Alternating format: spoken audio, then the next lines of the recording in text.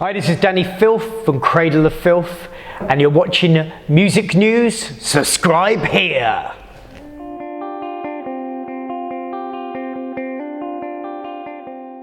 Dani Filth from Cradle of Filth, pleasure to meet you. How you doing? I'm good, thank you, yep. Good stuff here at Gibson Studios. Seen anything you like? The bathroom's quite nice, very modern. Must be a couple of other bits and pieces possibly. So I play guitar. In fact, I play guitar badly, better than anybody in the world. Yeah. I bet. It's good. That's true. I'm absolutely atrocious at guitar. But Hammer of the Witches, 11th studio album. Congratulations on that. Did you ever think it did last this long? Well, I guess when you start in a band, you have these sort of visions of, you never picture yourself as being on the stage of like two people watching and a dog. You always picture yourself like, quite an impressive sort of line-up situation, So yeah, I mean, we've achieved all that, but yeah, probably not.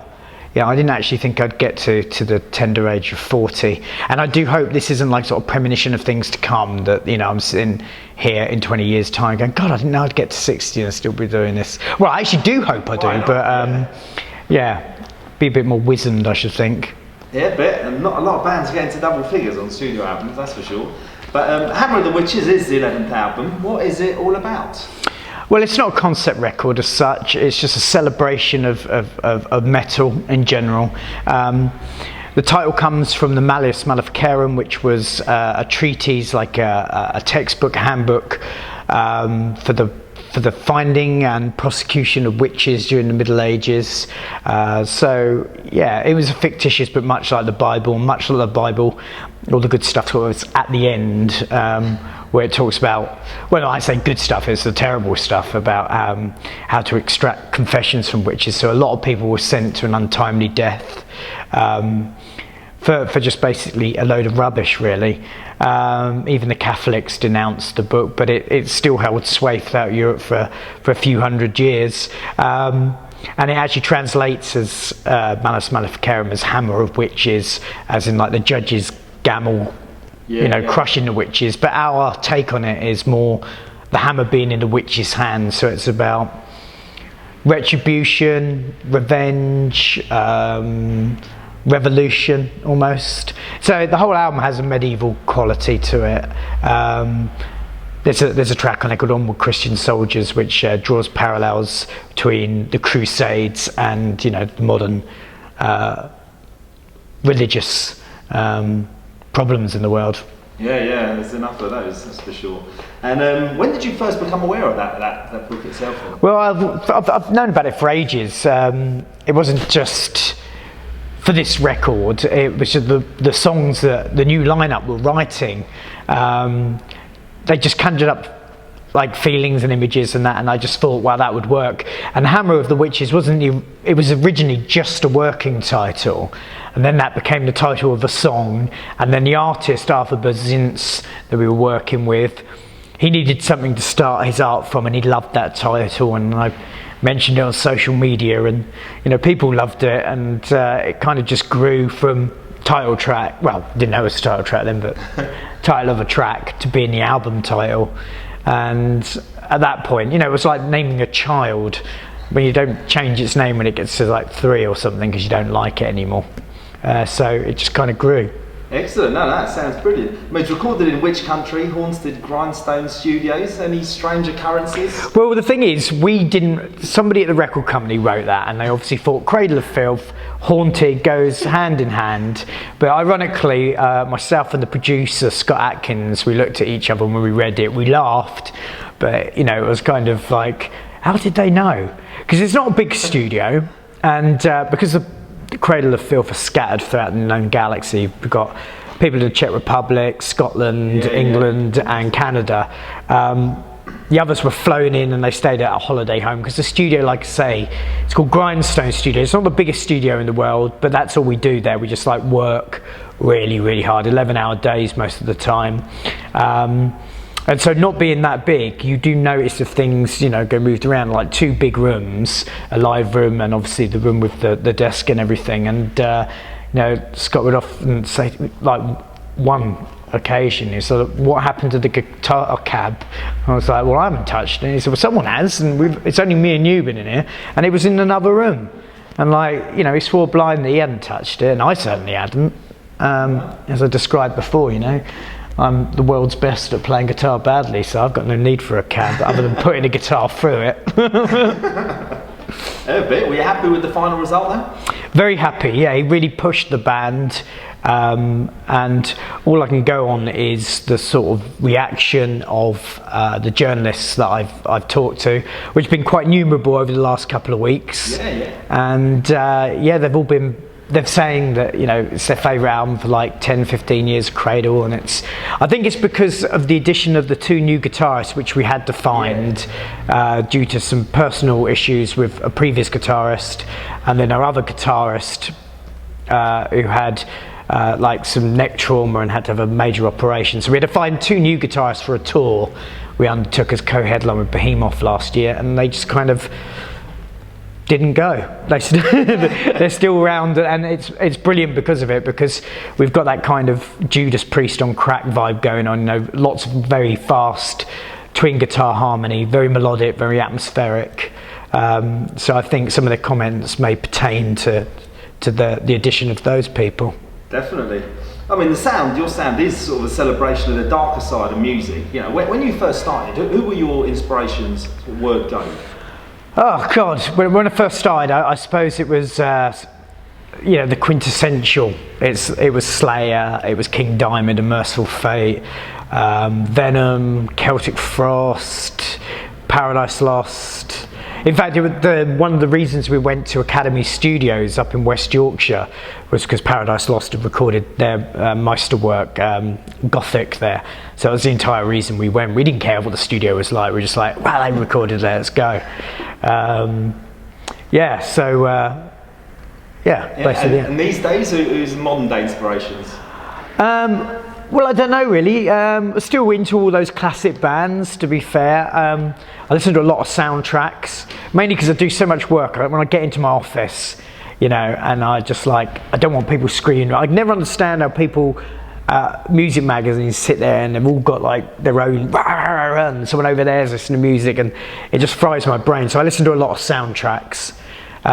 Generally creepy ones, horror soundtracks. I mean, like people like Danny Elfman, Christopher Young, that sort of thing. Right. I mean, Cradle of Filth has been constantly reinvented itself throughout its whole existence. Who's the most talented member that you've ever played with, you say?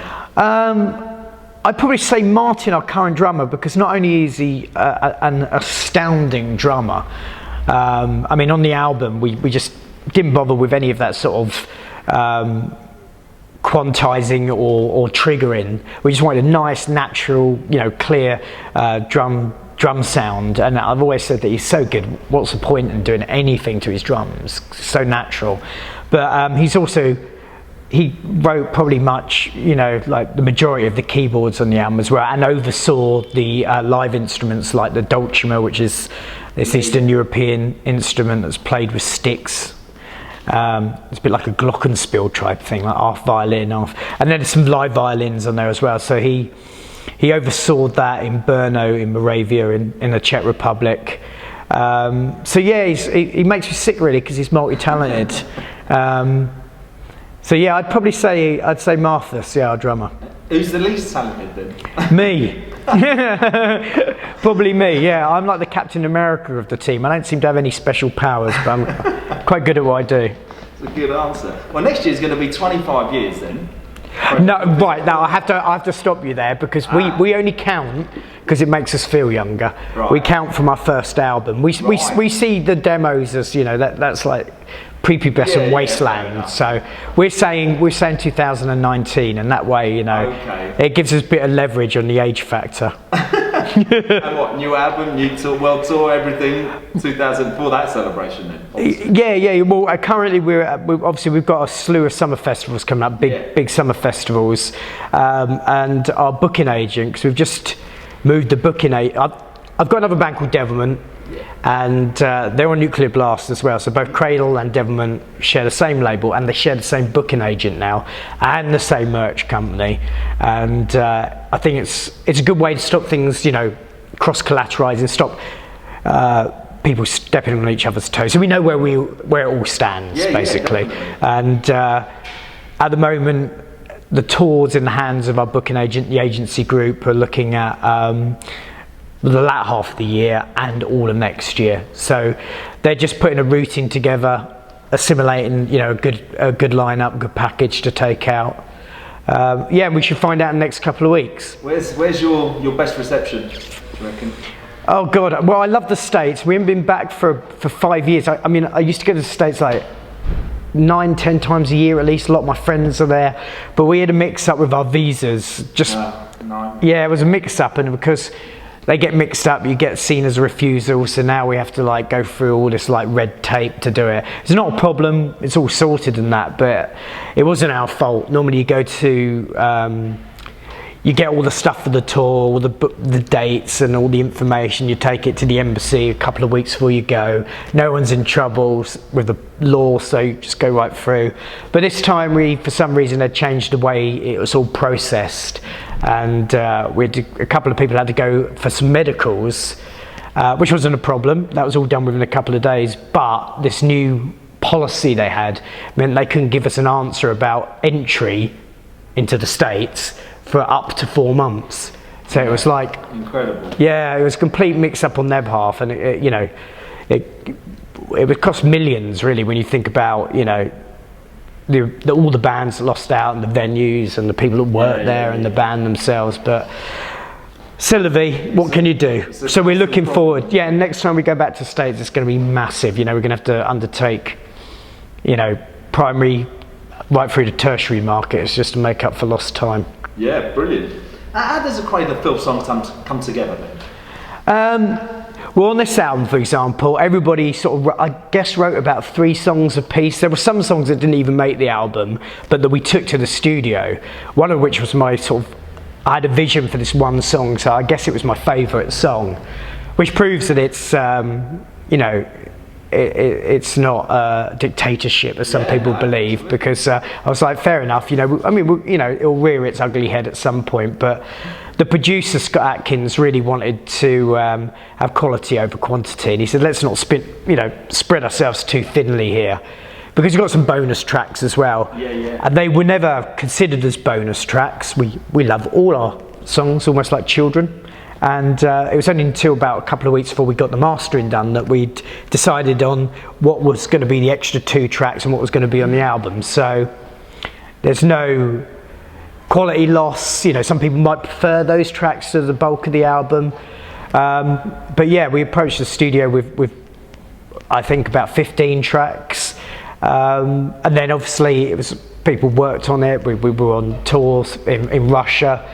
We worked on a bit there, and Lindsay flew from Canada. She stayed over in Scotland with a bass player. So yeah, we really everybody worked on it. And then when you take it to the studio, you work on it on another level as well. You get picky with it, and things change. So yeah, it's an ever-evolving beast. Great. And what's the best thing about being in Cradle of Filth then? Getting to walk around like this a lot. I did a photo shoot earlier on, and I was completely done up, but I had to go to Krang Radio, and I wasn't going to walk through the city like that, scaring Emma Bunton and whoever works at Absolute. It's great. It's cool because we've got fans all around the world, and being in Cradle of Filth you haven't really got you haven't got to really worry about what you say. You've got quite a lot of freedom of speech. We've worked very hard on that, and kind of get away with murder sometimes. But it's fun, you get to play dress up, you get to indulge in everything you want to do. And primary importance, you get to play all around the world, make good music and that, and make a living out of it. Definitely, long may it continue. Thanks a lot for your time. Yeah, my pleasure, thank you. If you had to choose 3 songs across the whole repertoire, let's say, right, these sort of sum up Cradle of Filth, which 3 would you choose? I'd pick one from the new album. I'd say Blackest Magic in Practice, which is the kind of, I'd say the tragic, sort of lovelorn track on the album gets a bit darker toward the middle, but it's very epic. I'd say Funeral in Carpathia, and then I'd go for something that everybody knows, which would be Her Ghost in the Fog. Fantastic. Anything else to say to Music News watchers? Yeah, thanks for supporting the band. Check out the new album. It's coming out on Nuclear Blast, July the 10th, Hammer of the Witches. Fantastic. Thanks a lot. Brilliant. My Cheers. pleasure. Thanks. Thank you.